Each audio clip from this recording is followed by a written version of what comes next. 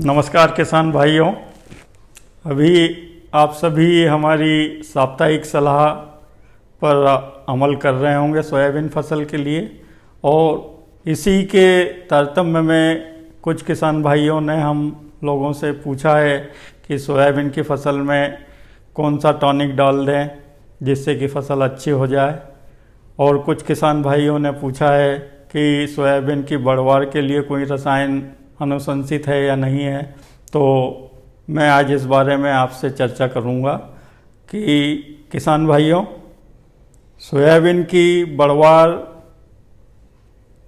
में वृद्धि करने के लिए या रोकने के लिए जो भी उपाय किए जाते हैं वो सभी फूल आने के पहले किए जाते हैं, क्योंकि फूल आने के पश्चात सोयाबीन की बढ़वार नहीं के बराबर होती है। क्योंकि आजकल जो जातियां आपको उपलब्ध हैं वो सभी डिटर्मिनेट है, सीमित वृद्धि वाली सोयाबीन की जातियां हैं जिसमें फूल आने के पश्चात वृद्धि नहीं होती है। तो यदि कोई भी हमें रसायन इसमें अनुशंसित नहीं करते हैं, क्योंकि फूल आने के बाद बढ़वार रुक जाती है। जहाँ पर किसान भाइयों की फसल छोटी है और उसमें फलियाँ लग गई है तो अब उसमें वृद्धि नहीं होगी। तो इस तरह से कोई भी अनुचित रसायनों का उपयोग न करें जिससे कि सोयाबीन की फसल आप सोचते हैं कि बढ़वार हो जाएगी या बढ़वार रुक जाएगी, तो ये केवल हमारा भ्रम है। अतः कोई भी अनुचित रसायन का उपयोग न करें। दूसरा प्रश्न यह था कि सोयाबीन की फसल में टॉनिक का उपयोग किया जाए और कौन से टॉनिक का उपयोग किया जाना चाहिए। तो आप लोगों से सलाह है कि हमारे यहाँ जो भी शोध हुआ है, अनुसंधान हुआ है, उस आधार पर सोयाबीन की फसल में कोई भी टॉनिक आर्थिक लाभ नहीं देता है। मतलब जितनी लागत लगती है उतना ही हमें आय होती है, बराबर आय होती है। तो इसलिए यह आर्थिक लाभ वाला नहीं होता है। तो हम किसी भी टॉनिक की अनुशंसा सोयाबीन की फसल में नहीं करते हैं।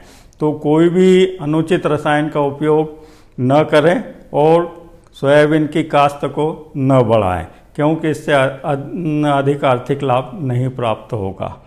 अब जिन किसान भाइयों को ऐसा लगता है कि मेरी फसल कमज़ोर है, फलियां लग गई है और उसमें दाने भरने की स्थिति आ चुकी है, तो मेरा केवल किसान भाइयों से कहना है कि इस प्रकार की फसल में आप DAP 2% का घोल या फिर इफ़को 19-19-19 का 2% का घोल का छिड़काव कर सकते हैं, जिसमें कि दाने अच्छे से भर जाएंगे और दाने में चमक भी आ जाएगी और आपको इससे लाभ भी होगा। तो इस तरह से आप सोयाबीन की फसल में DAP या इफ़को 19-19-19 का छिड़काव कर सकते हैं। तो इस तरह से आप काश्त को न बढ़ाएं और अधिक कम लागत में अधिक लाभ लें। तो इस तरह से हमारी अनुशंसा है। और कोई टॉनिक का छिड़काव न करें, कोई अनुचित रसायन का छिड़काव न करें जिससे कि सोयाबीन की लागत बढ़े और हमें आर्थिक लाभ कम हो। तो यही मेरी सलाह है कि आप किसी भी रसायनों में, अनुचित रसायनों में का प्रयोग न करें। धन्यवाद।